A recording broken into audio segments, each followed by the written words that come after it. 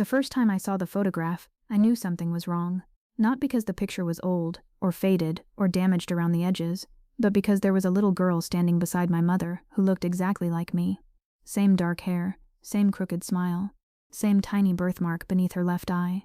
I was 32 years old, and until that moment I had believed I was the only daughter my parents had ever had. The photograph had been hidden inside an old wooden frame in my grandmother's attic, tucked behind a family portrait nobody had touched in decades. On the back, written in my grandmother's handwriting, were 6 words that made my hands shake. Never let her know about this. I stared at the sentence for almost a minute before I turned the photograph over again. My mother was standing in the center, much younger than I had ever seen her, wearing a pale blue dress and holding a little girl's hand. My father stood beside her, but he wasn't smiling. He was looking directly at the child, and behind them, partly covered by the edge of a curtain, was a second man I didn't recognize. I wanted to believe there was a simple explanation. Maybe the girl was a cousin. Maybe the photograph had been mislabeled. Maybe my grandmother had written those words about something completely unrelated. But deep down, I already knew none of those explanations would survive the next few hours.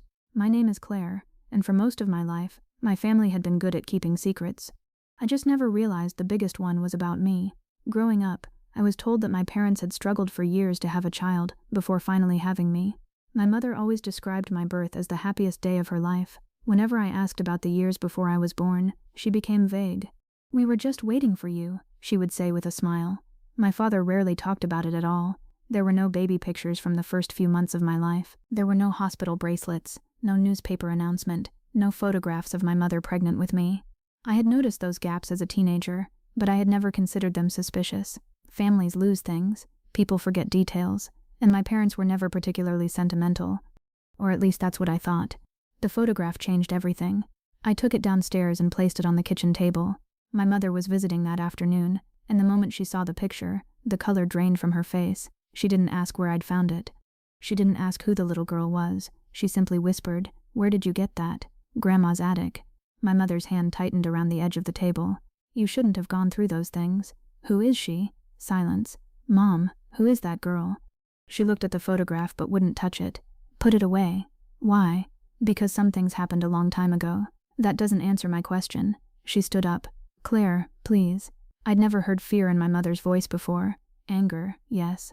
Frustration, occasionally, but never fear. "Is that me?" I asked. She looked at me, her eyes filled with tears, and that was the first time I knew the secret had nothing to do with some distant relative. "No," she said, "that isn't you." My stomach dropped. "Then who is she?" My mother sat down again. For several seconds she stared at the photograph as though she were looking at a grave. "Her name was Anna." "Was?" "Yes." "What happened to her?" My mother closed her eyes. "She died." The room seemed to become smaller. "When?" "Before you were born." I looked at the little girl again. "How old was she?" My mother's voice became barely audible. 5. I couldn't speak. A 5-year-old girl who looked exactly like me had existed before I was born. My parents knew her. My grandmother knew her. And somehow nobody had ever told me. "Was she your daughter?" I asked. My mother looked down. "Yes." That single word broke something inside me. I thought of every birthday my mother had celebrated with me, every time she had told me I was her only child, every time I had asked whether she had ever wanted another baby, every time she had hugged me and said, "You were the only child we ever needed." Now I understood why those words had always sounded strangely careful. "Why did you tell me I was your first?" I asked. "Because you were. But Anna was your daughter." "Yes." "Then how could I be your first?" My mother began crying. "Because Anna was born to us, but you were not." I didn't understand what she meant. What does that even mean? She reached into her purse and pulled out an envelope. "I promised myself I would tell you one day." "One day when?" "When you were old enough to understand." I almost laughed. "I'm 32. She nodded. "I know. So why didn't you tell me?" She looked at the photograph. "Because I was afraid that if you knew the truth, you would think we loved you because we lost her." I felt tears burning my eyes. "Did you?" "No." She said it immediately. "Never." Then she told me the story my family had buried for nearly 3 decades. Anna had been born when my mother was 24. She was a healthy, bright little girl who loved drawing flowers and hated wearing shoes. My father adored her. My grandmother, Evelyn, had been especially close to her. But when Anna was 5, she developed a rare illness that progressed rapidly. My parents spent months in hospitals.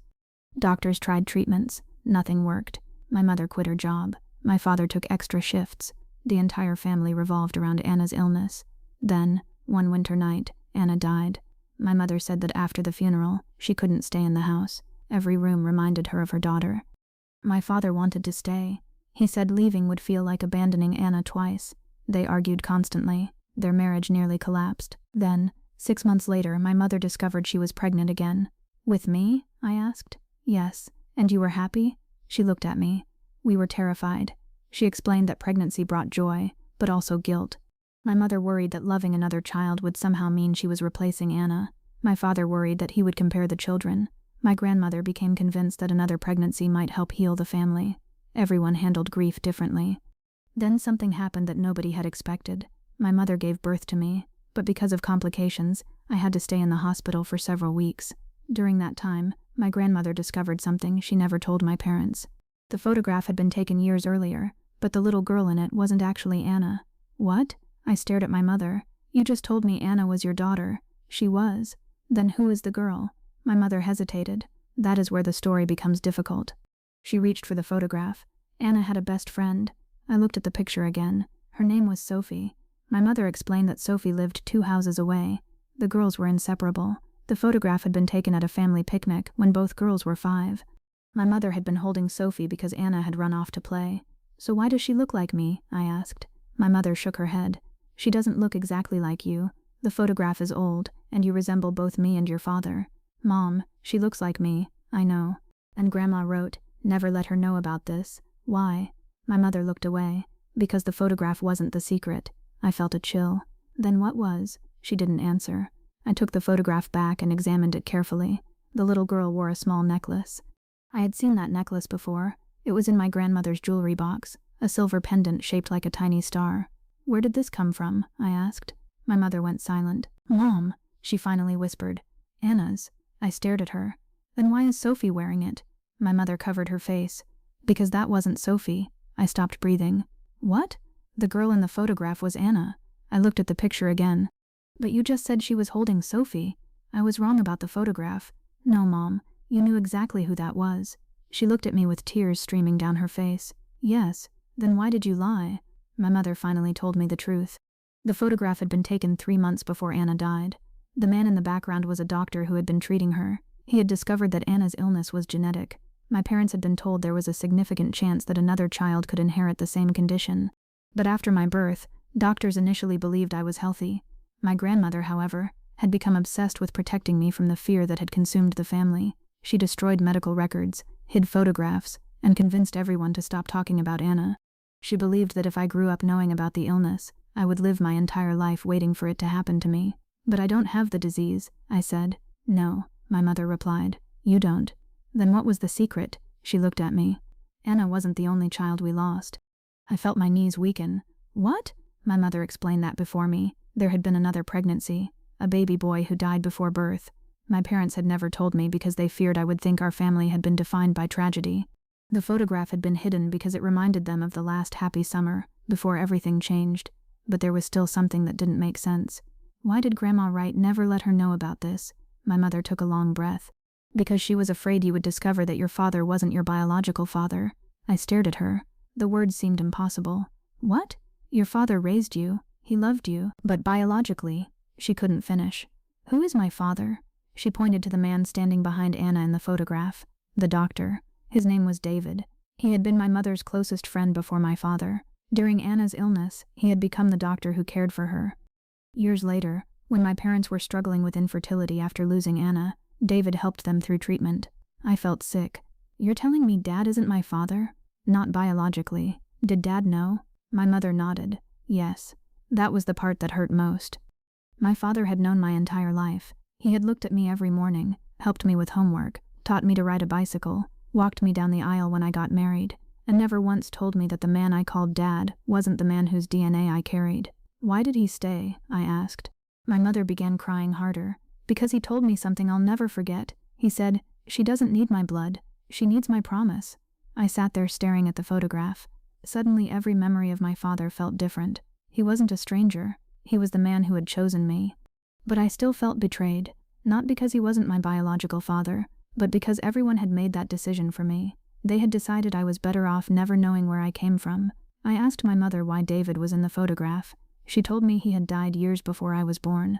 He had been married, and his connection to my mother had never been romantic. The circumstances surrounding my conception were far more complicated. During fertility treatment, a donor had been used, because my father could not have biological children after years of medical treatment.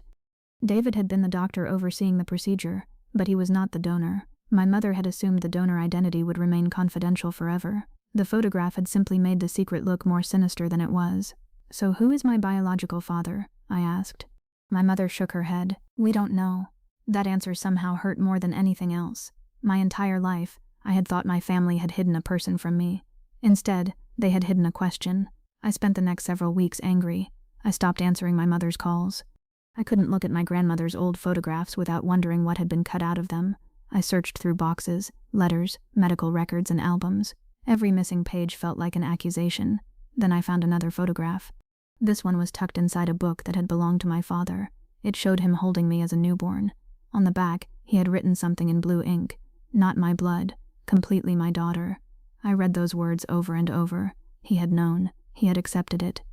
And perhaps more importantly, he had never treated me like I was anything less than his child. I still wanted answers, so I returned to my mother. This time I didn't ask her to explain the past.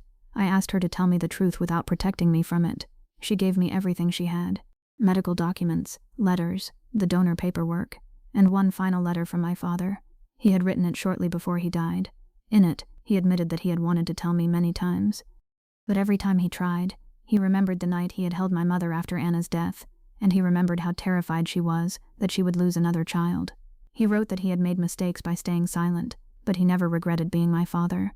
The last line said, "If Claire ever asks who her real father is, tell her the truth. Then tell her that being her father was the greatest thing I ever chose." I cried for the first time since finding the photograph, not because I finally knew everything. I didn't. I still didn't know the identity of the man whose blood I carried. I cried because I realized the secret I had spent weeks imagining was about abandonment was actually about fear. My family hadn't hidden the truth because they were ashamed of me. They had hidden it because they were terrified that the truth would make me question whether I belonged. In the end, the old photograph exposed something much larger than a hidden identity. It exposed the way grief can make people believe silence is protection. My mother thought she was protecting me from pain. My grandmother thought she was protecting me from fear. My father thought he was protecting the family he had chosen. But none of them realized that secrets don't disappear when you hide them. They simply wait for another generation to discover them without context. A year later, I found the courage to visit my grandmother's grave. I brought the photograph with me. I looked at the little girl standing beside my mother, at the child who had existed before me and whose memory had shaped my family without my knowledge. For the first time, I didn't feel jealous of her. I didn't feel like she had taken something from me. I felt sad that I had spent 32 years believing I had to choose between being loved and knowing the truth. I couldn't change what my family had hidden. I couldn't bring Anna back. I couldn't discover the biological father I had never known. But I could choose what to do with the truth now that I had it. I kept the photograph, not as evidence against my family, but as part of my story. I also kept my father's letter, because in the end, biology answered one question, but love answered another. The old photograph exposed the secret my family had protected since childhood, but it also exposed something I had never understood about my father. Sometimes the person who gives you life isn't the person who makes you a family. And sometimes the truth hurts not because it destroys the love you thought you had, but because it forces you to see how much fear was hiding underneath it. If you discovered an old photograph that revealed your family had kept a life-changing secret from you, would you demand every answer, even if the truth changed everything you believed about your childhood? Or would you leave some questions unanswered to protect the people who had spent their lives protecting you? Tell me what you would do. And if this story stayed with you, leave a like and subscribe for more emotional family stories where one forgotten photograph, one hidden letter, or one unanswered question can change everything you thought you knew.